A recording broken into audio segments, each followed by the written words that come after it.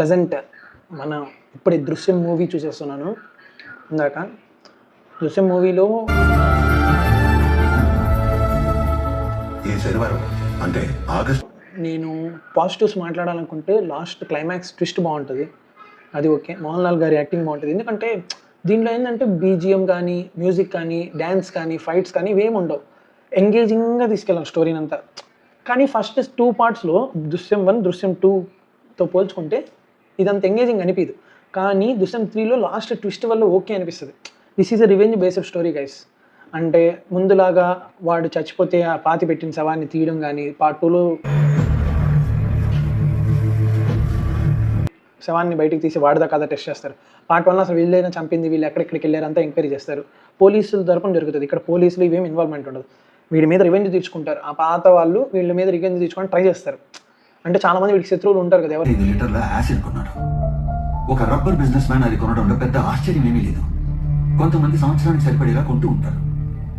ఇతనికి దాదాపు 4 ఎకరాల రబ్బర్ తోట ఉంది. ఉన్న తర్వాత ప్రతి నెల ఈ జార్జ్ 5 లీటర్ల యాసిడ్ కొంటూనే ఉన్నాడు. ఎవరైతే పాత వాటిలో ఉన్నారో వాళ్ళు రివెంజ్ తీసుకొని ట్రై చేస్తారు. అంత ఎంగేజింగ్గా తీసుకెళ్తాడా అంటే ఫస్ట్ హాఫ్ అంతా నార్మల్గా ఉంటుంది. అంటే వాళ్ళ ఫ్యామిలీ స్టోరీ చూపిస్తారు. సెకండ్ హాఫ్ నుంచి కొంచెం కొంచెం ఎంగేజింగ్గా ఉంటుంది. బట్ ప్రాబ్లం లేదు. అంటే మన జోసెఫ్ ఎలా ట్రై చేస్తున్నాడంటే డైరెక్టర్ ప్రతి దశలో నిన్ను ఎలా వెంటాడుతుంది, నువ్వు చేసిన తప్పు నేను ఎంత వెంటాడుతుంది. నేను ఫస్ట్ టైం కదా ఈ సినిమా చేశాను. ఇంకా నేర్చుకుంటూనే ఉన్నాను. ఈ జాగ్రత్తలు తీసుకుంటా. ఓకే ఓకే ఓకే ఓకే నేను ఇదంతా ముందు నేర్చుకో. నువ్వు ఎంతైనా దాన్ని ట్రై చెయ్యి. అంటే పాపం చేశాను, నేను దీన్ని ప్రాయశ్చితం చేసుకోవాలన్నా కూడా నువ్వు ఎంత ట్రై చెయ్యి, అది నీ వెనకే వస్తుందే తప్ప అదేం అవ్వదు. అది నువ్వు మంచి కోసం చేసినా చెడు కోసం చేసినా నీ వెంట తిరుగుతుంది. అది పక్క అనే దాని మీద ఈ పాయింట్. But okay. కానీ దీనిలో బీజిఎం ఉండదు గైస్. బీజిఎం ఎప్పుడో రేర్గా ఒకసారి వస్తుంది. అంత పెద్ద అనిపించదు. దీనిలో ప్లస్ మ్యూజిక్ ఉండదు, పాటలు ఉండవు, డ్యాన్సులు ఉండవు, ఫైట్లు ఉండవు. అంటే అలాంటివి ఎక్స్పెక్ట్ చేసి వెళ్ళకూడదు. జస్ట్ స్టోరీ దాన్ని సీరియల్లో ఎలా అయితే సీరియల్స్లో ల్యాగ్ చేసి చూపిస్తారో అలాగే ఉంటుంది.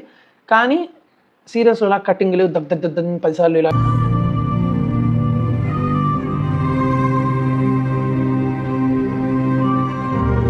జూమ్ షాట్లు చూపి అలా ఉండదు. సింపుల్గా పోతూ ఉంటుంది. ఓపిక ఉన్నంతసేపు చూడాలి సినిమా. లాస్ట్ దాకా చూస్తే కానీ మీకు అర్థం కాదు. లాస్ట్లో జరుగుద్ది క్లైమాక్స్ ఏందనేది ట్విస్ట్. ఓకే, ఆ ట్విస్ట్ బాగానే ఉంది, ప్రాబ్లం ఏం లేదు. ఇంకోటి ఏంటంటే మనకి థియరిటికల్ రైట్స్ మనకు అమ్మలేదు. అంటే దృశ్యం